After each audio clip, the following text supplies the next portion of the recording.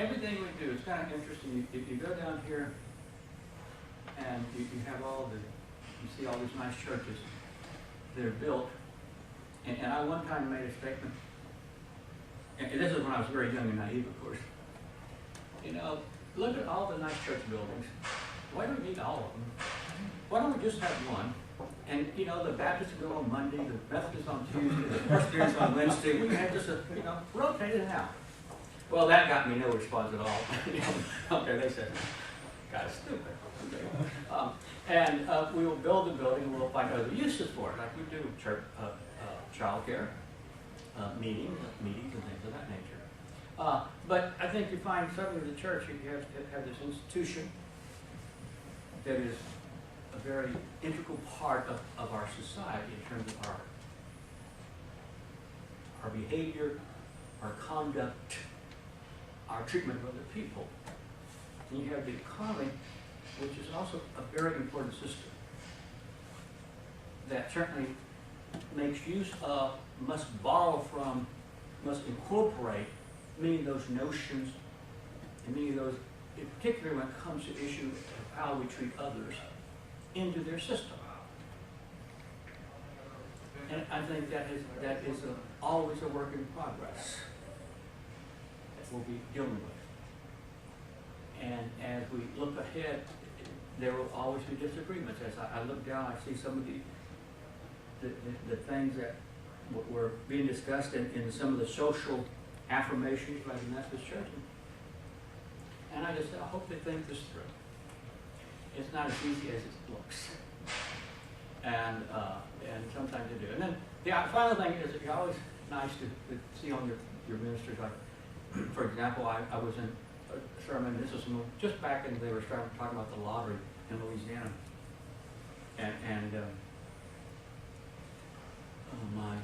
my dear friend, and actually the most civil man I know, Bill Woodland, who was a preacher at University United Methodist Church. Just absolutely the most gentle, nicest individual you'd ever met in your life. He was preaching about the sins of the lottery.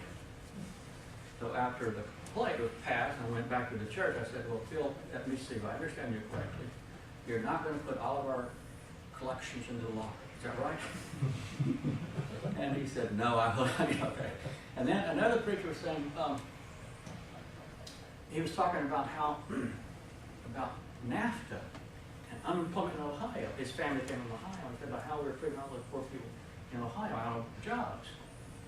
So of course I have to go by and say, now let me see if I understand this correctly. God did not want little Mexicans to have jobs. Is that what you're saying to me? And of course he said, oh, no, I didn't say that. I said, yes, you did say that.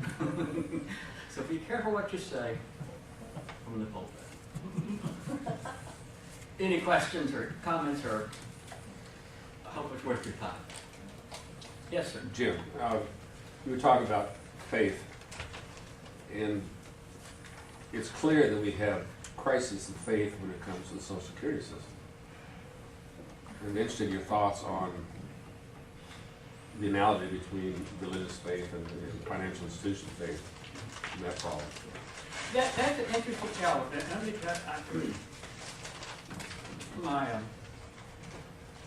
My sister is a little bit older than I am, and she turned 62 several years ago, and she started taking Social Security after that. And I said, why are you doing that? You can wait till you're 65, 66, and you get a much larger paycheck. And they were not in need. They had taken care of themselves well. And she said, yeah, let's run out of money. I said, Grace, you're crazy. You're not going to run out of money. You're not the problem. And then I take my students who are younger, and they're 40, they're going to be maybe 45 years from now, they'll be asking for their Social Security. Now they're the ones that should be concerned, not me. They're the ones that should be concerned. But they're not concerned, it's not going to run out of money. It may not be as much as you had anticipated.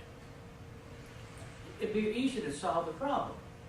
But what's important, and this is where our obligation is is we need to let people know precisely what you need to do for yourself.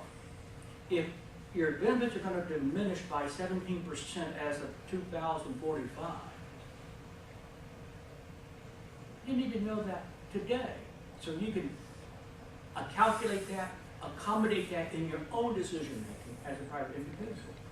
But that sense of they're going to break down, and I don't know how you.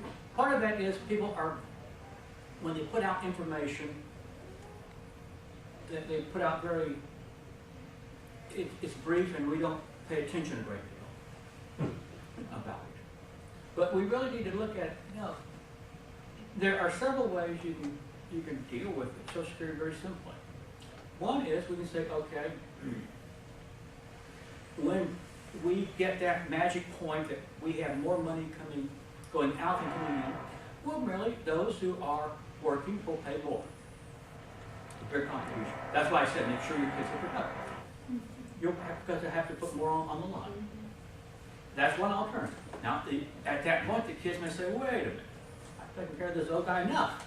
Come on. I don't, but you have that issue. Alternative, we can say that people who are collecting at that point, you get 17% less. The system works out that. But obviously, if you have not been adjusting or building for that, you're shocked because there goes my pill medicine or my pill payment. So you have all sorts of things. But if they let you know right now, if they were to start building, for example, we easily edge in or up the retirement age a little bit. It's now up to, I think, 66, 67. Now you'll move it up to 68. Heck, my daughter was in law school. I looked over there at the law school. Apparently, their retirement plan was worth till you're 90. They took this picture. I looked at that picture. Looks like a nursing home. But I didn't say that to them. Like a nursing home. Let me ask you this about Social Security. I've read that if you go back 75 years, which includes the Great Depression, and you assume economic growth was a certain amount during that 75 years, it's actually ahead 75 years, and if it's the same amount, then Social Security will be rolling money because of economic growth. Mm-hmm. They say that if you were invested in a private fund, If you go back 75 years and measure economic growth for that 75 years to the present, go forward 75 years, assuming the same amount of economic growth, there's no problem with Social Security. Is that correct? well, I'm not sure that's exactly correct because the real issue of Social Security is age distribution. And over time, it's going to come back. Remember, we went through this, when they started out, let me see, in 1950, you had 8 workers for every retired person. Today, you have like 2.5. And then down the line, it's going to be like 2. That's where it's the age. But sooner or later, I mean, if you look around the malls now, the baby boom's coming back. There are more children being born because it's just the natural age distribution of the population. So sooner or later, it will come back. You have a period in there in which there will be a short problem. Now, that period may be 20 years old, 20 years in the making, though. So I think that's the real element you have to worry about. That would be the same. The other element is obviously, even if you have the economy grow, because you have how much I contribute depends on, is tied to a certain income level. It doesn't go past that. Well, the Social Security Fund does not get all of the growth built into it. Okay. But that's the element there. But I think the idea there is this sense that Social Security is going to fall apart. It's not going to fall apart. It's going to be different a little bit down the line. But again, it was in 83, 84, they redid Social Security in many ways.